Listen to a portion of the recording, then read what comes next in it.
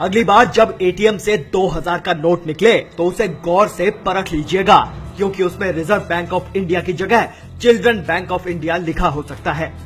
जी हाँ, ऐसा ही मामला दिल्ली में सामने आया है।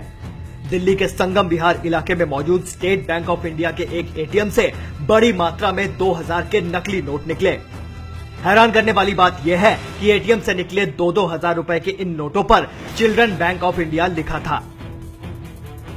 नोट पर मैं धारक को 2000 कूपन अदा करने का वचन देता हूं भी लिखा है। साथ ही नोटों पर चूरन लेवल भी लिखा हुआ है। एक स्थानीय निवासी के सूचना देने के बाद जब संगम विहार थाने के कुछ पुलिस कर्मियों ने भी उसी एटीएम से जाकर पैसे निकाले तो उन्हें भी यही नकली नोट हाथ लगे। ये नोट बैंक से ही एटीएम में आए या फिर एटीएम में भरते समय गड़बड़ी की गई। फिलहाल पुलिस इसकी जांच में जुटी हुई है।